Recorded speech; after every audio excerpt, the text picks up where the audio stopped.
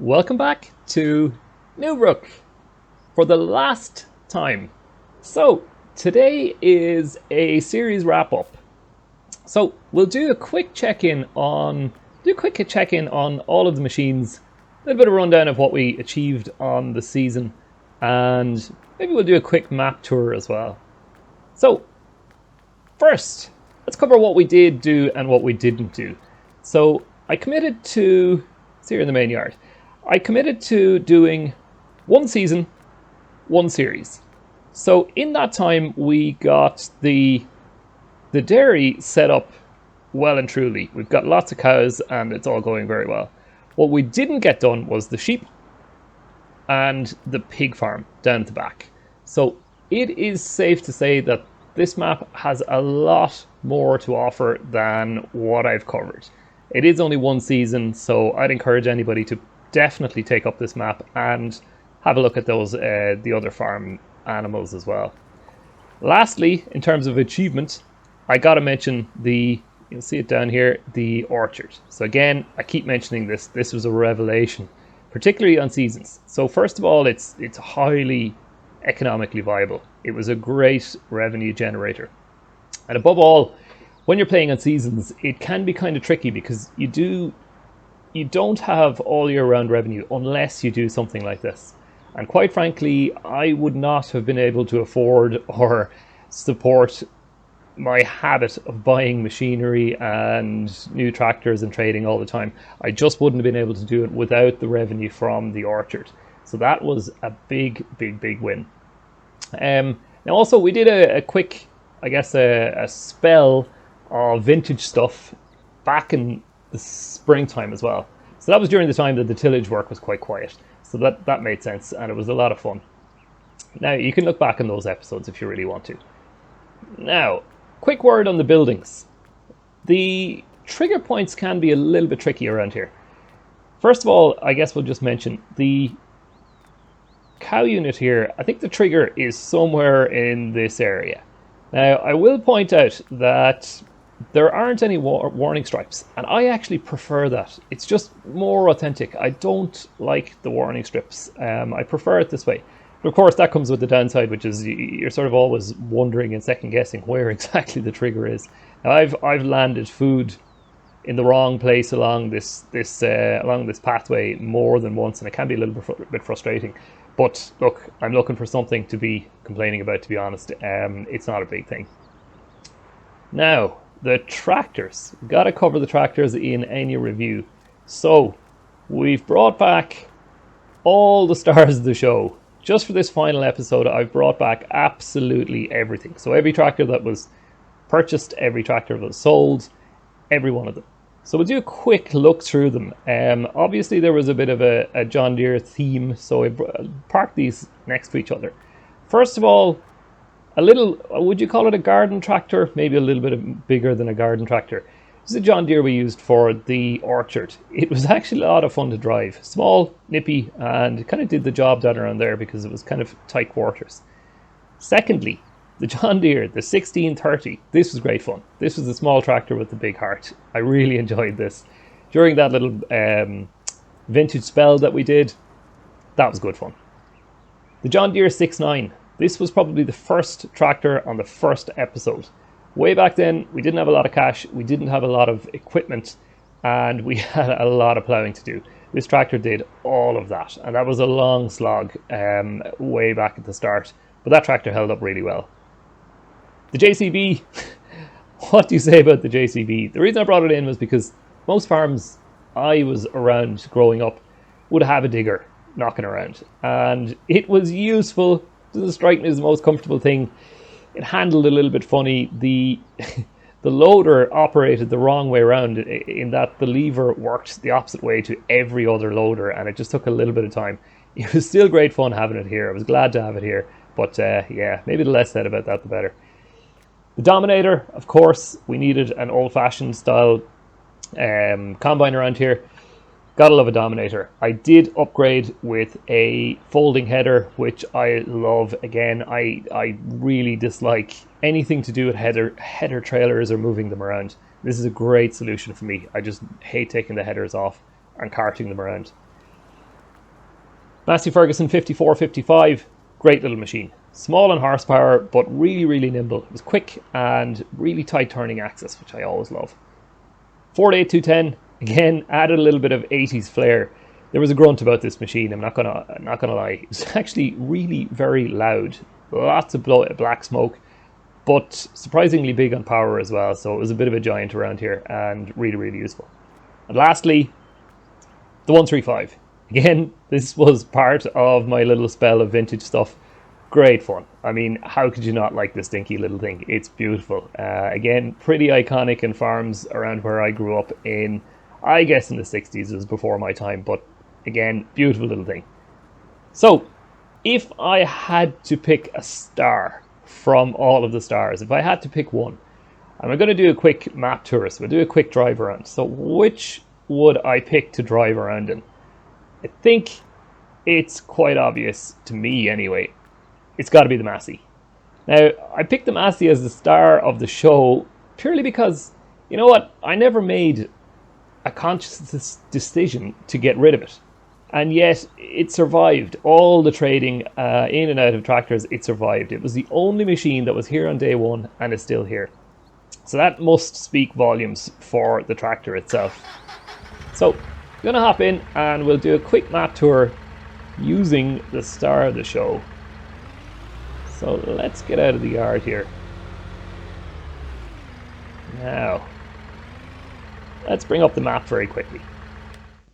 Oops. So, the map, for anyone who doesn't already know, of course, is really, really quite small. It's a very, very tight map.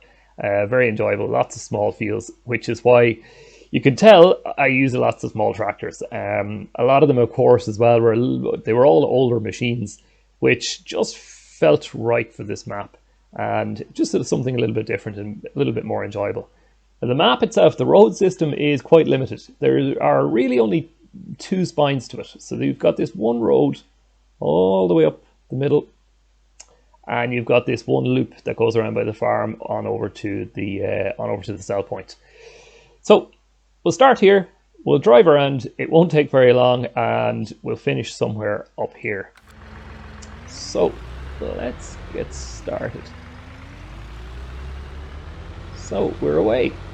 So the first thing you'll note on this map, outside of the fact that it's small, is that it's very hilly. There's lots of slopes up and down. I like that. It doesn't interest me at all, these really flat maps. It doesn't interest me at all. So you see we got the BJ here on our right. I won't spend too long driving it around it. I think everybody knows how a BGA works at this point. As I said, I'm not a big fan of flat maps, so this just struck me as very a lot nicer. So let's run around here. I did mention the road network is limited. There are really only two spines to it. Here we go. Just on the roads, I guess it is worth mentioning that there's no traffic, and there's a good reason for that. The roads are really small. They're all very, very narrow. It would be absolute carnage to have traffic running around there. It just wouldn't be enough space. So this is, you'll see on the left hand side here, inside that shed is the bale sell point. And here we've got the grain sell point as well. And over here you've got a cattle mart. So a lot all covered in one little area. It's worth mentioning as well that these sell points and the BGA and so on, there's only one of each. So you don't have a lot of, you don't need to do a lot of shopping around. You got to take the price you get, I guess. So we'll head back towards the yard.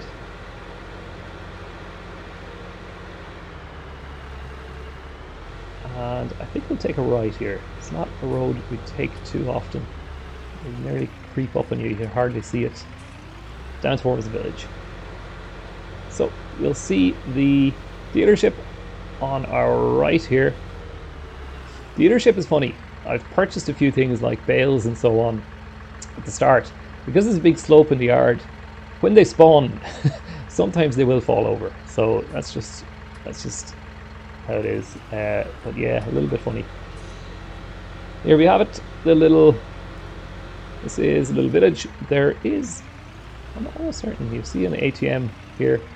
I'm almost certain there's an egg cell point around here somewhere as well. Let's see if it's around the back. Nope.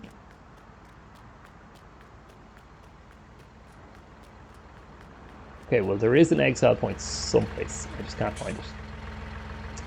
Of course, we didn't start the actual... We didn't get started on the chicken farm. I'm not really sure why I didn't get around to doing it. It's not the most expensive venture in the world, but we didn't get started on it, so it didn't make any difference to me not knowing where it was. So see the two fields on our left were the two tillage fields, and we got 3 fields here on the right that were our grass fields. We had lots of bales out of the 3 of those. Quite relaxing, wrapping them all up. There is a decent sized forestry up here on the right. You can see it runs all the way up here. I think there's a clearing up at the very end of here. I'm not a big guy for forestry, so I didn't break out my chainsaw in here. Typically, yeah, you can see there's more land in here as well. It's always nice to get to the end of a forest for some reason and find a clearing. Not sure why I like that, but I do. So yeah, I'm not a big lover of forestry work, I must admit. Normally if I break out the chainsaw, I'm clearing space where I need it. That's about it. Usually a necessity. So we'll continue on up this road. There's one other yard. There are only 2 farmyards. There's no animals up here, but it would be useful for storage if anybody was so inclined to come all the way up here. Now we're climbing ground all the way here. I did bring a trailer load of something up this hill at one point and it wasn't pretty. I was down to about 4 kilometers per hour. All adds to the charm though.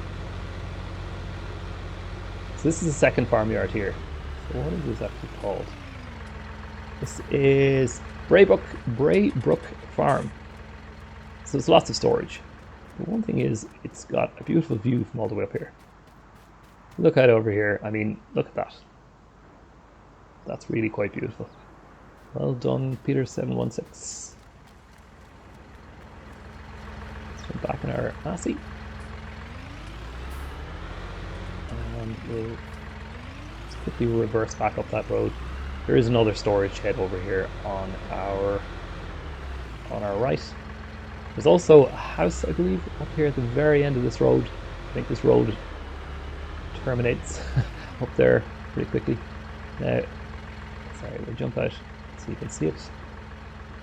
There is a house hidden up here. Very, very modern. I would wonder, is it a little too modern for this map?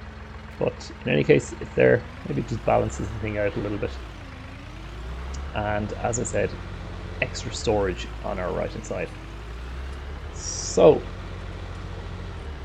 let's pull in here just quickly, and you know what, let's run down here and we'll get a nice vantage point on the map.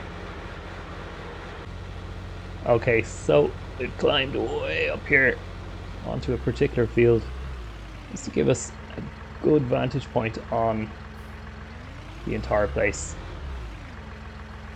Let's switch off here and take stock for a second. So if you look around here, the detailing is brilliant. It is very, very authentically British as well. It's been a beautiful map. I've really, really enjoyed it. So lastly, I'll just mention, it's my first venture into YouTubing. Never gave it a go before. I learned as I went. I'm sure the first few episodes were all very nervy and poor quality, to be perfectly honest. But overall, it's been great fun. The series has gotten over 5,000 views already, which for a first-time YouTuber is decent. I've also got 65 subscribers, which is quite frankly mind-boggling. Now, I know that doesn't remotely compare to the heavy hitters around YouTube, But it's 65 people who actively hit that button and made a conscious decision. Say, you know what? I want to see more of what this guy is up to. And that is incredibly humbling. So thank you to that tight group of subscribers. It really is really chuffed with that. So lastly, I guess it's a final goodbye from Newbrook, but it's not goodbye forever. Keep an eye out. The next series, I will do another series. The next series will not be far away. I don't know exactly when, but it won't be far away. And it will be over on FS22. So I hope you enjoyed this series as much as I did. See you on the next one.